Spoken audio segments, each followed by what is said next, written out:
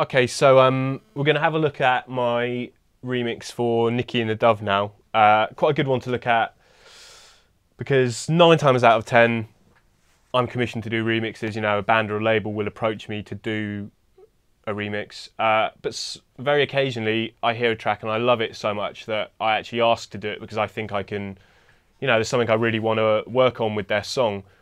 And for me, that's always the key part of doing a remix, is using a full vocal and, you know, putting my spin on their song. So it's always about whether I connect to the emotion and the lyrics and the meaning of the song, and if I can bring my own thing to that. You know, I'm never the sort of producer that will just use a tiny vocal snippet, stuttered and, you know, with a wobbly bass line on it or something. I always want to use as much of the vocal as possible and, you know, kind of reproduce it in a club style, I guess.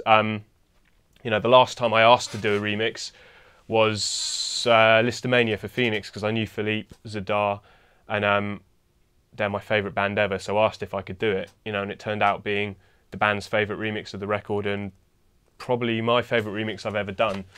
But so I'll give you a quick blast of Niki and the Dove and then we'll have a look at it.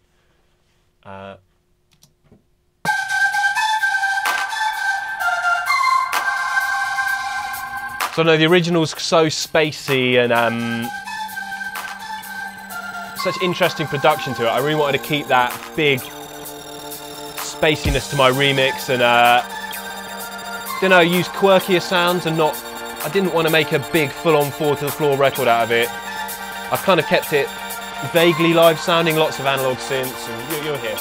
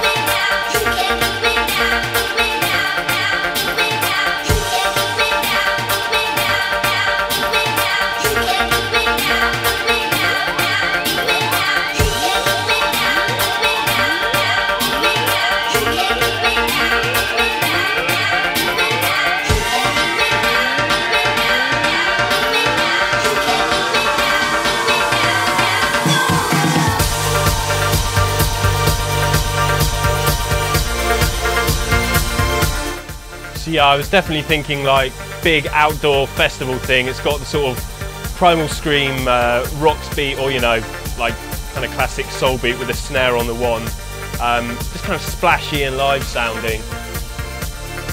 Well, to me anyway.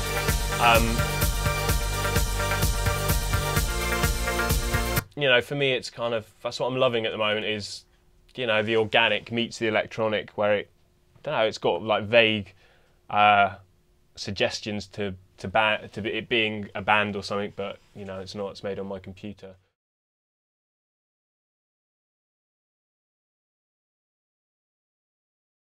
The vocal, no, I didn't really do much chopping with it. I kept the verses pretty much, well, I kept it pretty much the same, apart from the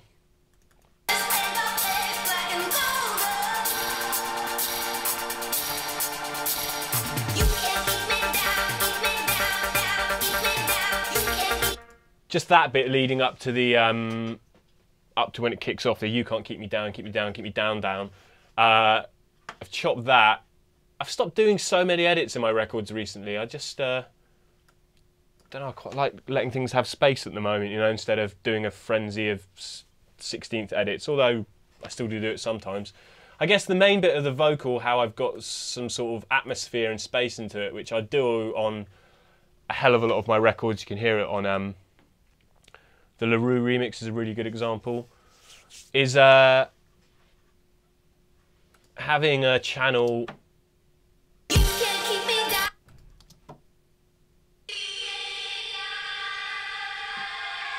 of 100% reverb and then really compress it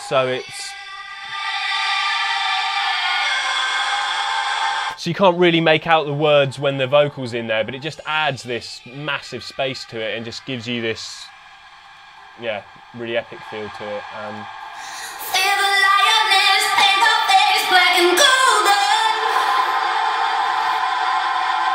You know, and then when it kicks off, a tail of it, you'll hear.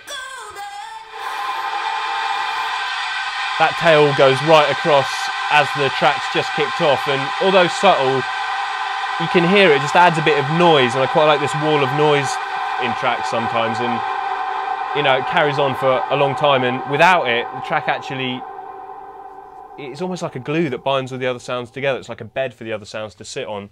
And again, I do it a lot using that, like tying over into breakdowns and stuff. And what reverb are you using it?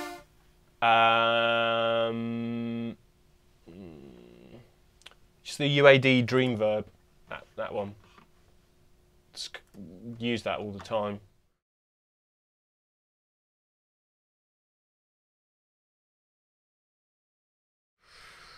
Synth-wise, we've got, what are we saying? Mini Moog, standard.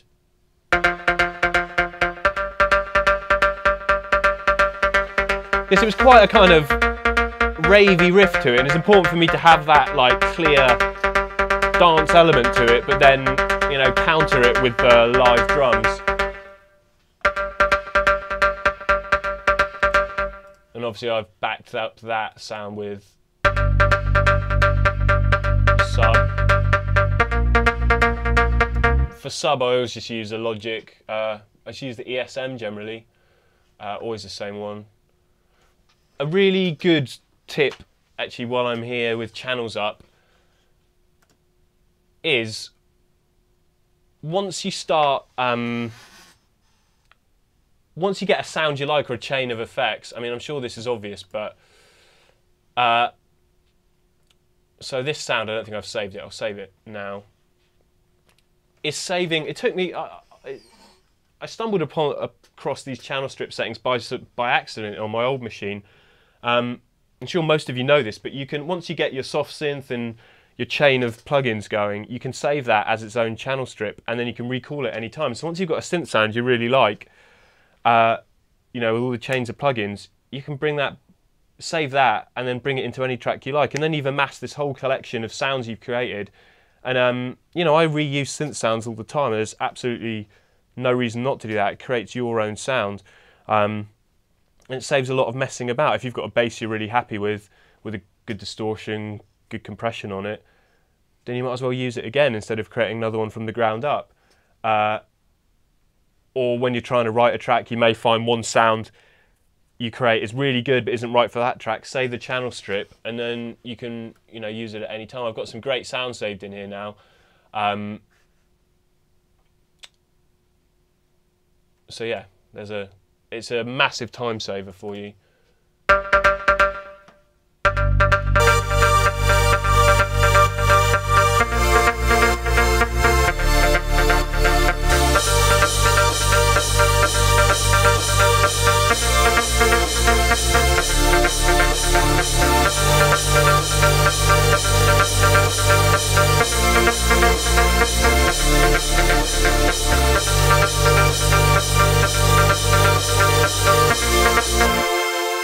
Just seeing what outboard I've used on this as well. Is that the JX for the big pad chords? No, actually, I think, pretty sure that's a Moog.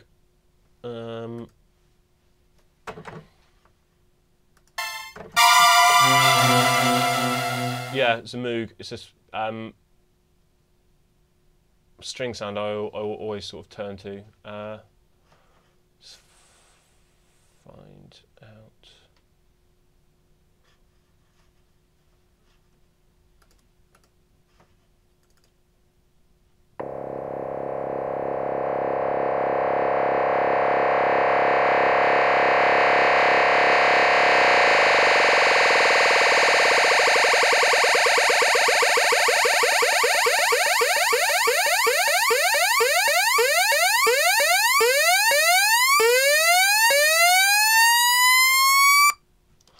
Yeah, which is what, that is my Pro 1 And that's something I'll do a lot, is get a track going and then just start jamming. I use the Pro 1 and the 101 mostly for effects. 101 more for leads as well, especially now I've got that. The 101 sounds completely different through the delay. But yeah, it's just LFO effects, bendy effects. And I'll just jam over a track and then chop out the little bits I like.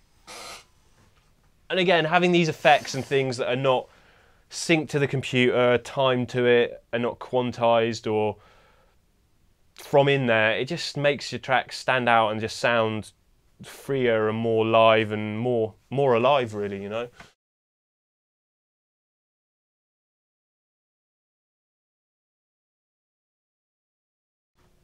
Piano sound.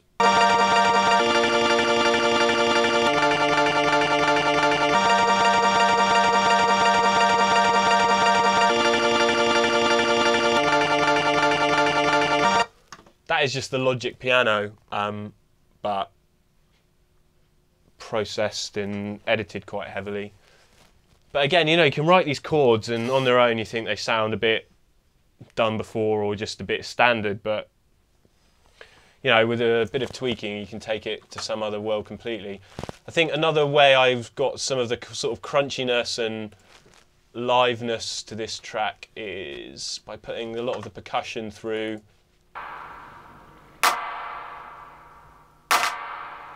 Putting a lot of the percussion through my chorus echo and then again through that.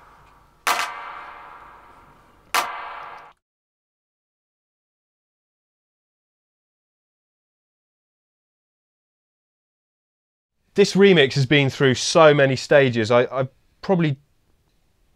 really harsh on myself, and I'm really have really high quality control, and if it's not like the best record I think I've made it, or if I'm not 110% happy with it, I won't put it out, and I won't let it leave the studio. And you know, often I'll start remixes 2 or 3 times until I get, or more sometimes, till I get the right idea. And again, sometimes I'll finish them and mix them down, and then will decide right at the last minute I don't like it and won't let it go out. And I think it's really important to have that quality control.